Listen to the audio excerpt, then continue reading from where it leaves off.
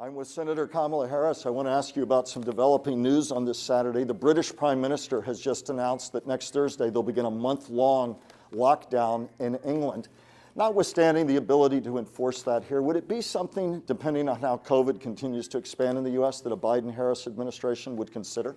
Listen, we are very clear that we need leadership in our country that takes this virus seriously, that understands that it's airborne. Joe Biden is someone who, back from March, has had a plan for dealing with it. Joe Biden understands that it is airborne and people should wear masks. He models good behavior. On the other hand, you have the current president who has mocked the seriousness of this throughout, and now we are looking at epidemic proportions of this virus being spread throughout our country. So Joe and I are going to do a number of things. One, we're going to encourage good behaviors around wearing masks.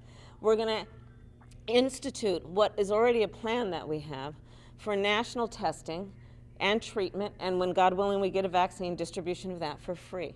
We're going to put in place the plan that we have for a national implementation of contact tracing, and also what we need to do to provide federal assistance to small businesses so they can reopen and rehire in a safe way, including giving them support for plexiglass barriers and PPEs and those things that they need to do business in a safe way and safe for their customers. Senator, just briefly, but to a lockdown, would you rule that out?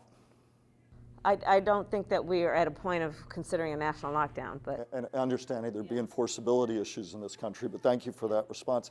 Senator, in Palm Beach County throughout South Florida, we see it again and again. I hear it, you see it in signs, and it fundamentally comes down to this from Trump supporters, a variation on the theme that a vote for a Biden-Harris ticket is a vote for socialism. Is it? If not, why not? What do you say to the real concerns some express about that? Joe Biden and I are very proud, patriotic Americans. We love our country, and in fact, our priorities and values are consistent with the majority of the American people who want leadership in our country who speaks truth, who does not demean people but respects and gives people the dignity they deserve. The people of our country want a president who embraces fact, who embraces science, who talks to the American people honestly about the nature of a virus, and then implements a plan for actually stemming its tide and the harm that it has caused for so many families. That's what the American people want.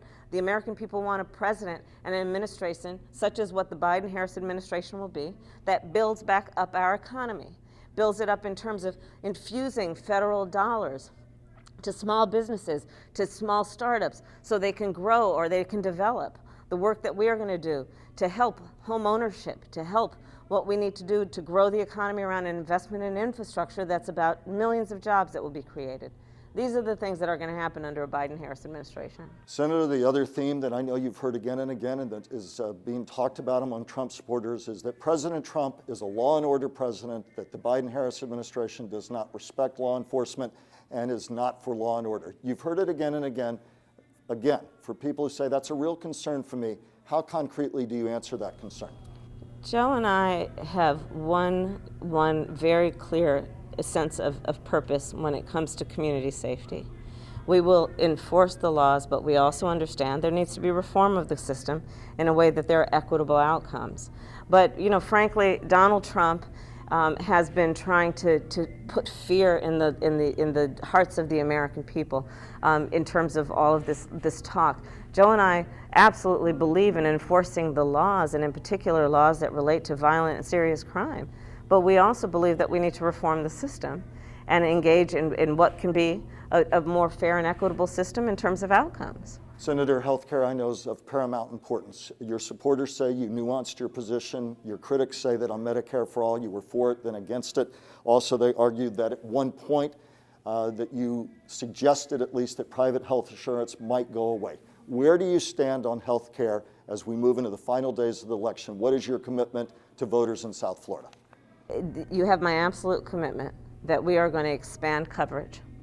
And that is motivated out of a very important value and principle, which is that access to health care should be a right and not just a privilege of those who can afford it.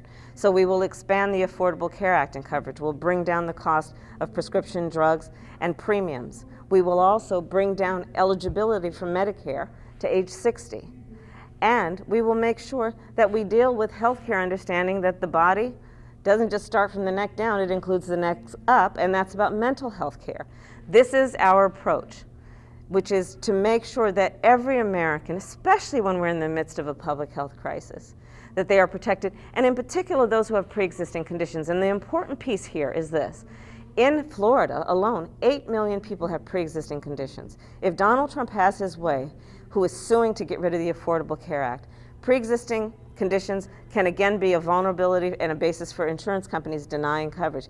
Joe Biden says no, protect people with pre-existing conditions. Private insurance stays. Oh, private insurance stays and people have a public option. Absolutely. And our last question for you as a former prosecutor. What is your closing argument to those who have not yet voted, still have a chance to do so tomorrow in Florida and on Tuesday? Your voice at election time is your vote, and that is your power. And part of our democracy relies on each person participating. That's what makes our democracy strong.